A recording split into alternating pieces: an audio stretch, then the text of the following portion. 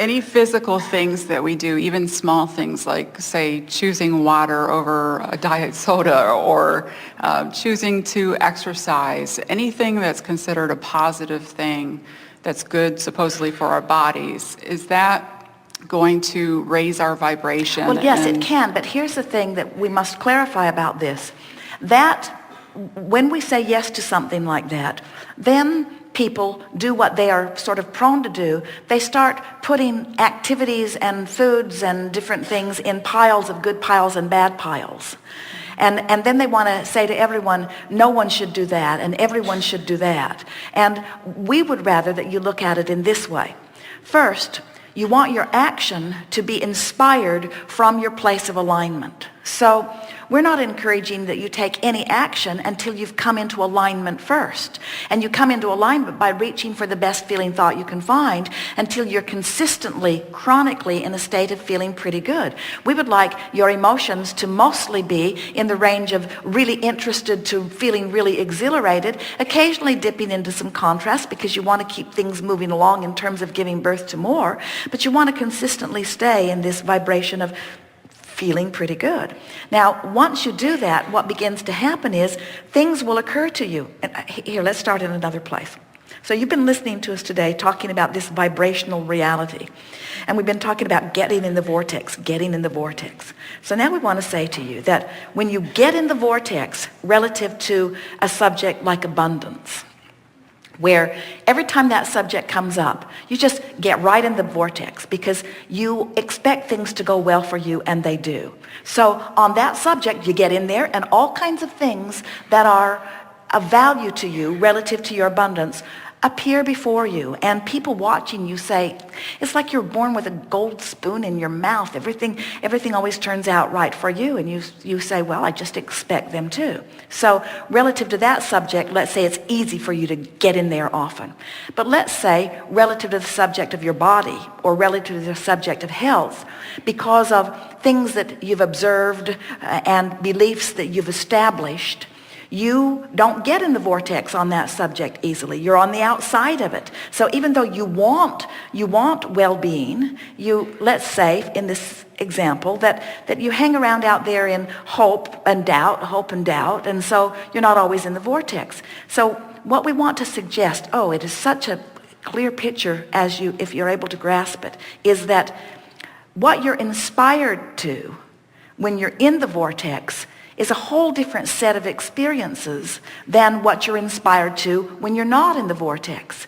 We could take that emotional scale with fear and depression over there where you perceive disempowerment on one end, and then feeling better, all the way up to feeling love and appreciation and joy and frisky, which is your perception of utter freedom and empowerment. We could take that emotional scale and we could show pretty consistently the behavioral patterns of people who hang around in depression, how they feel about food and what's going on with their body, and people who hang around in frustration and how they feel about food and what's going on in their body. In other words, there's this relationship between who you really are and what you know and where you're standing that equals the way you behave. So now what you're saying is, Here is the way that we would approach this if we were standing in any of your physical shoes. We would say, I'm going to just make a decision, because most decisions that you make, you don't have access to decisions way over there and way over there. The decisions that you have access to are pretty close to vibrational proximity of one another. So really, there's not very much difference in choosing that or that. In other words, let's say you've been beating the drum about a relationship and you feel about relationships the way you do.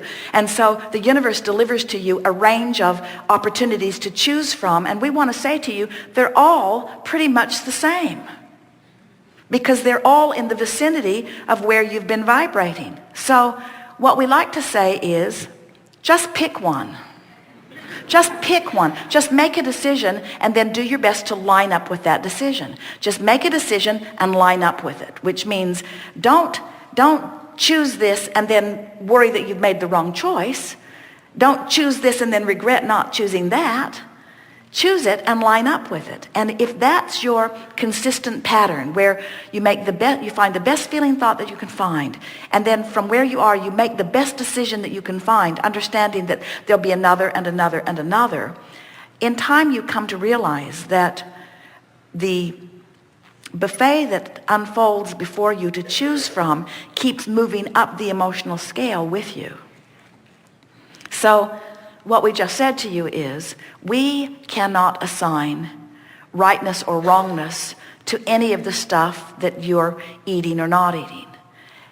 In fact, what we would say instead is, if you'll tend to your alignment, you could eat almost anything and it wouldn't make that much difference.